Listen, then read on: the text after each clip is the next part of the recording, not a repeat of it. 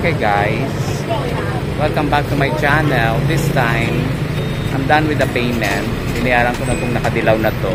So, we'll see kung anong kalakasan at kalagayan. But definitely, kami ay papunta ng Luang Prabang sa may Laos. So, sasadyain ko na rin yun para makatumbok at makatagot sa papuntang Chiang Mai kasi outbound ko is Chiang Mai eh. So, si Mr. Wu ang nabutan namin ng pera kasama itong dalawang hapon. So, nandito kami ngayon parang sa plaza, malapit ito sa lake. So, yung lake na ito sa Jain, binibisita ng mga turista para just in case explore mo na rin yung lugar. So, ito guys, ang situation right now, para kang nasa Divisoria / Quiapo ang drama. So, kung nagbabalak kayo pumunta ng Luang Prabang at saside yung border to border, dito kayo pumunta ng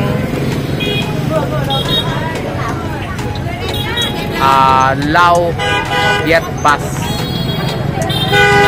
At siya mag-a-arrange. Itong guy na ito ang magpipick up sa'yo para dalhin ka na niya sa bus papunta doon sa train na sasakyan mo. Okay dogs, I'll see you in a bit kung anong drama namin.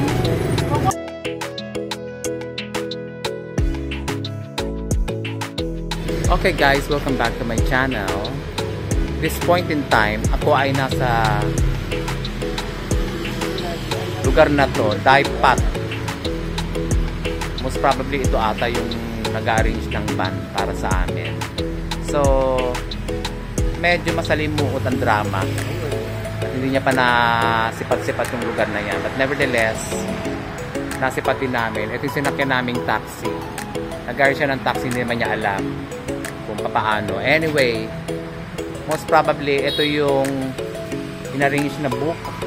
And then, kung titinan yung banda doon sa gilid na yon, may bus.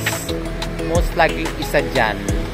Ang sasakyan naman namin, papunta dun sa border ng Luang Prabang. Kasi pupunta ako ng Luang Prabang eh, bago ako mag-cross sa Chiang Mai. So, mag-stay ako din ng another a day or two. We'll see. Nagbayad ako ng 1,350,000. Kulang-kulang mga 2,700 plus yung ibinayad ko. Maka-cross lang sa border ng Hanoi papuntang Luang Prabang. And then, from Luang Prabang naman, it's another arrangement na naman ulit. Papuntang Chiang Mai. Kasi ang outbound ko is Chiang Mai, pabalik ng Pilipinas. Anyway, medyo kalma lang. At masisilatin natin to. So, relax lang tayo for the time being. At tingnan natin kung saan tayo dadalhin ng biyahe na ito. Okay, docs? Okay guys, welcome back to my channel. Kung napapansin ninyo, ako ay nasa kumukuti-kutitap na bus at medyo elevated tong lugar ko. Technically, ako ay nasa sleeping bus. So, yung sleeping bus na to ay dinisenyo para sa long travel. Kasi talagang long travel ang magaganap sa amin from Hanoi to Luang Prabang. It's another country, it's a Laos. So, border to border ang pinaka drama dito. So, this is it guys. So, ang makikita nyong section dito is dalawa. Isa sa baba, isa sa taas. But definitely ayoko sa baba kasi walang hangin. So, mas prefer ko dito sa taas. At least, makakakita ka pa ng view. So, mauuntog ka na dito sa pinaka-head ng nila, headboard ng compartment. Nevertheless, check pa rin kasi maganda yung drama at marerelax ka. So, this is it guys. Manda na ang bus, ang sleeping bus. Ano sinasabi nila? At babongga, sleeping bus. Ang biyahe namin is more or less tatakbo ng 24 hours isang araw. So, may konting not sure, wala kasing CR ito eh. So, most probably baka mag-stop over kami para mag-BP. So, So, ito na siya guys, ang sleeping bus. So, matatagpuan mo lang dito sa Hanoi, papuntang Luang Prabang. Okay, docs?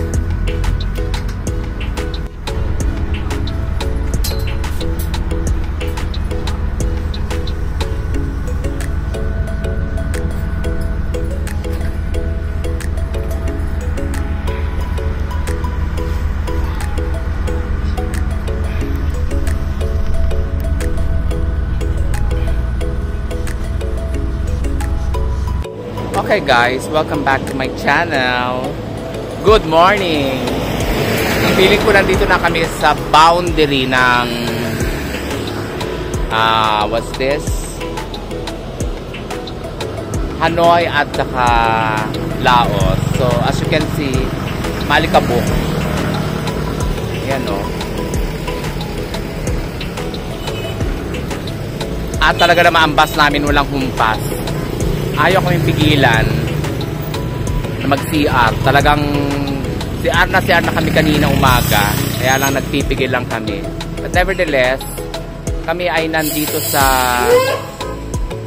Hanoi pa rin. Pero malapit-lapit na to kasi mga around 7 o'clock kami ay dadaong na ng boundary border. So, ito siya guys ang situation. So right now, ako ay bumabagtas ng halos isang araw dito sa border ng Hanoi at saka ng Laos. So may bilihan din ng slide pero nevertheless ang situation medyo maaliwalas. So guys, kung nagbabala kayong pumunta, patience kasi talagang napakahaba. Umalis kami ng Hanoi. That's around 3 o'clock pinikap ako. And then from pickup station, pumunta naman ako ng dinala kami sa bus station na kung saan talaga namang naghintay pa kami ng about an hour or two para kami ay makapag-daong na sa bus na to. And then bumiyahe kami ng around siguro ilang oras. From there, nag-stop over, kumain kami. And then again, bumiyahe na ng bonggang-bongga. Ito na yung pinaka-limit, pinaka-stop over namin. Kasi talaga namang ayaw talaga magpapigil, magpa-stop over sa ibang Ito siguro yung pinakakainan na nila. Kaya dito ka na labas ng sama ng problema mo. Pwede ka nang umihi, everything, blah blah blah. Pwede ka nang magdumi, kung ano mang dumi ang gusto mong gawin dito. So, eto kami guys. Ang kasama ko pala ng mga foreigner, just to be exact, is 2 taga Denmark, 1 Brazilian, 2 Korean, at saka ako, Filipino. The rest are all locals. So, this is it guys. I'll keep you posted na lang siguro kung kami ay dadaong na sa mismong border ng Laos. But then again, may check and check out pa sa immigration. So, kasama pa yun. Okay, docs? Okay guys, welcome back to my channel. At this point in time, kami ay lumabas na ng immigration ng Vietnam. Kami ay nasa border between Vietnam at saka Laos. So, kung makikita nyo itong bus na nakapark, ito ay nakapark kasi nakalusot na kami sa immigration ng Vietnam. So, may ibang lahi nandito. May Vietnamese, may foreigner doon na Denmark, and then may Brazilian na parating na nakasombrero. Not really sure why, but yeah. Anyway, so we're crossing the border of Hanoi at saka Laos, and then later on nadalaman kami sa immigration ng Laos para papunta na kami ng Luang Prabang. So medyo quickie lang, wala namang so much tanong sa mga kung saan kami pupunta. Ang ginawa lang is nag-inspect lang ng mga gamit. Baka may mga kontrabando kang bit-bit dyan or anik-anik. So anyway, yun. So Yun lang naman ang mga proseso. Marami nang naka-ayan, yung Koreano dumating din. So, too much to talk din. Anyway, just to wrap up, kami ay tapos na sa border ng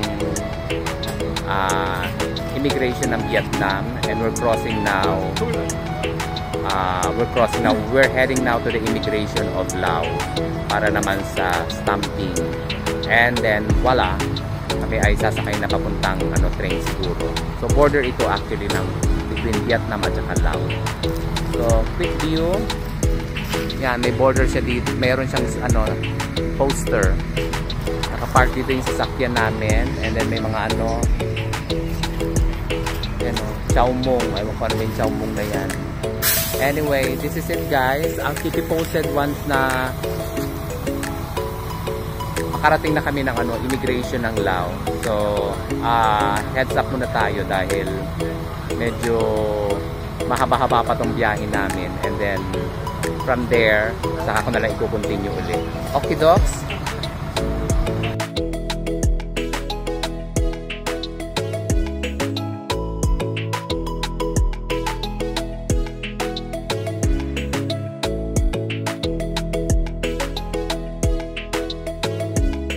Hello guys! Welcome back to my channel. This time ako ay nasa Wang Chai Railway Station,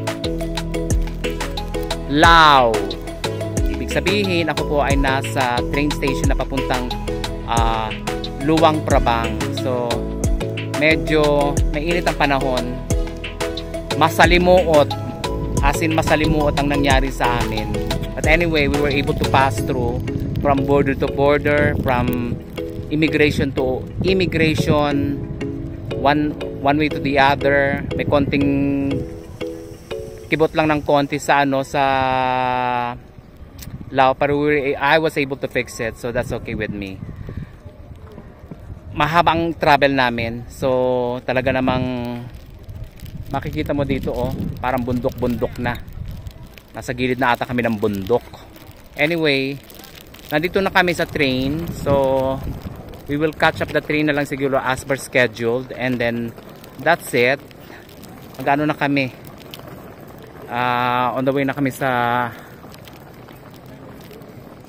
Luang Prabang. I believe this is the train also that I'm going to take pag pupunta ako ng ng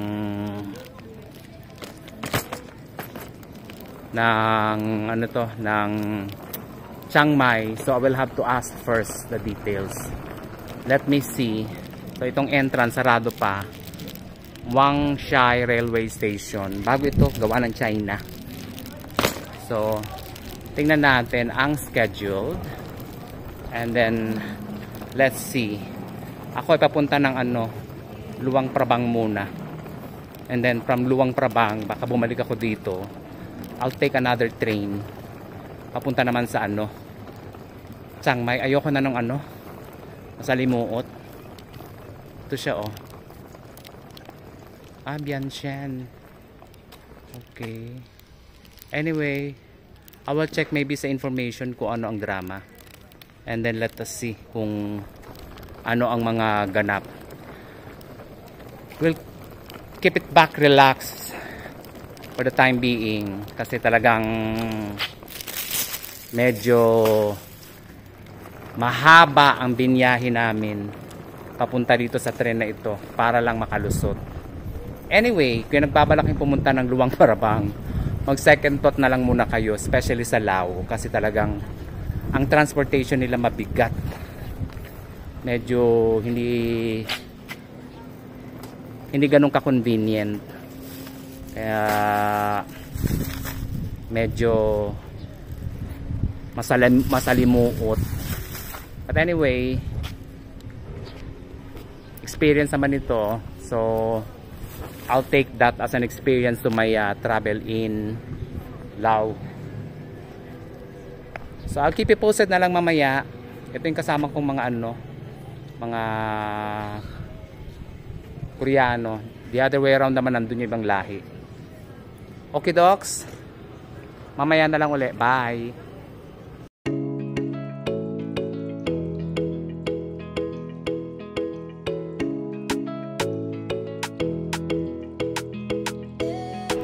Okay guys, welcome back to my channel.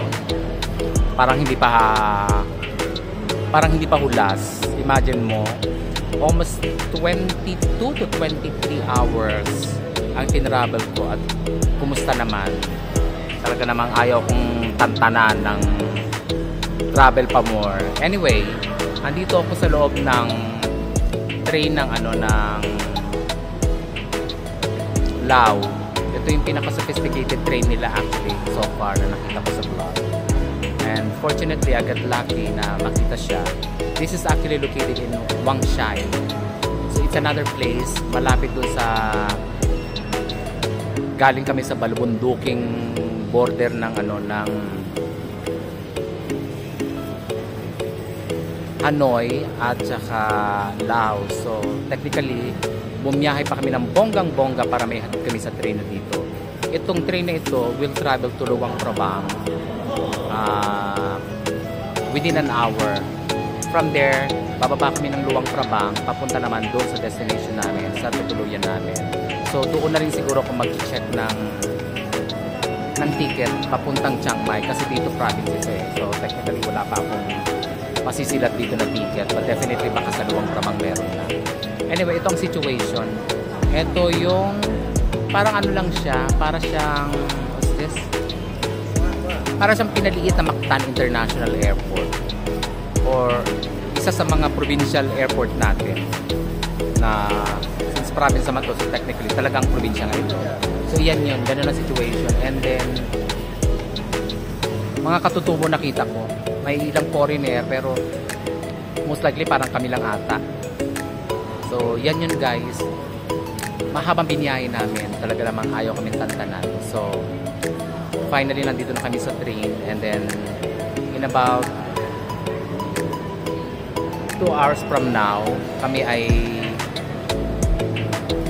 lilipad na, babiyahe papuntang city ng Luang Prabang dito sa Lao para makagetso na kami sa aming accommodation, and then let's see kung saan kami liliparin na naman. So kung mag-stay doon ng another 2 to 3 days, we'll see kung ano yung silat ng train from Luang Prabang to Chiang Mai. If it's gonna travel for at least an hour lang or 2, baka pwede na ako magpabook ng ng 13 or maybe 14, I guess, I don't know. We'll check, but mas probably baka gusto ko 13 lang para makapag-stay pa ako ng a day sa Chiang Mai at makapag-explore pa ng bonggang-bongga, you'll see. So this is it guys, I'll keep you posted kung ano mga ganap natin, and then definitely we'll catch up with you, and I'll keep you posted again on my next vlog kung ano mga ganap pagdating ko ng Luang Prabang. Okay docs?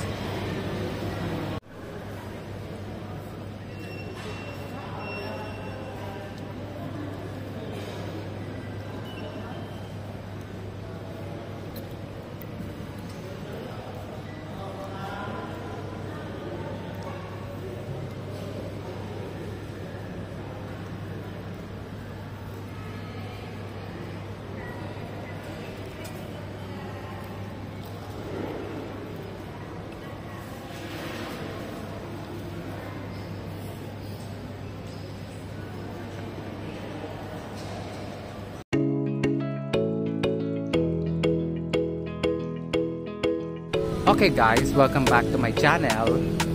At this point in time, tanongin nyo kung bakit kami nasa labas. Lahat pala ng mga pasahero dito na magbo-board ng 4 o'clock palabas o 4 o'clock onwards, kailangan lumabas. Kasi bakit? Isasara ang Wangshai Railway Station o yung railway station nila dito. Mainly because sarado, tapos ang tapos na ang mga empleyado, uuwi na sila. So nevertheless, lahat ng mga pasaherong paalis ng 4 o'clock onwards, dito maghihintay. Magbo-board lang kami kung nandyan na ang tren. So di ba interesting, nakakaloka.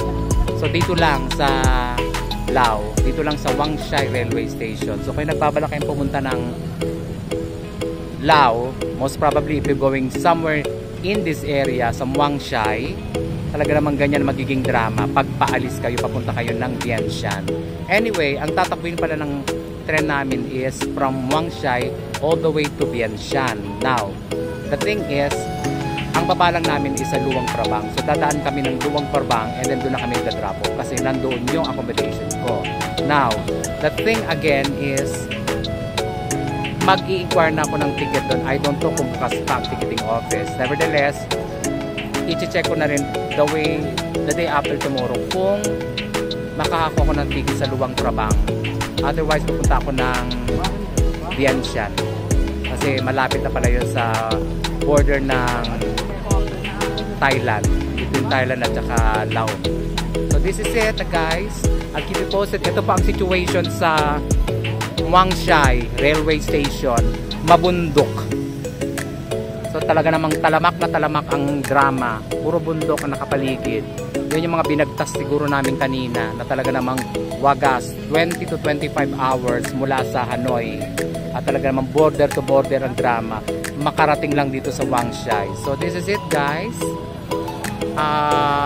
Tabayanan nyo na lang ang mga updates ko mamaya kung saan na ba papunta ko at makakarating ako hanggang sa aking tutulugan mamaya sa Luang Prabang. Okay dogs, this is it. Rene Manlalakbay at to service dito lang sa Lao.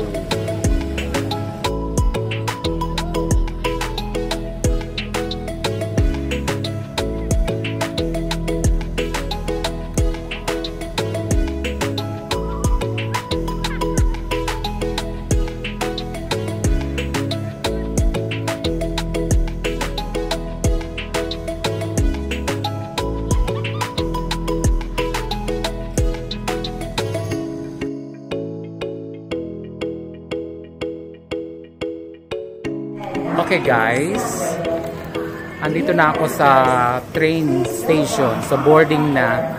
So makikita nyo, ang dami papunta rito kasi ang pinaka-identification nila is this one. So definitely pupunta tayo doon pa kasi ang car natin is 8D. So most likely. So nasa 7 tayo. So this is it guys. Ito ang situation. Gabi na po. Ang punta natin ay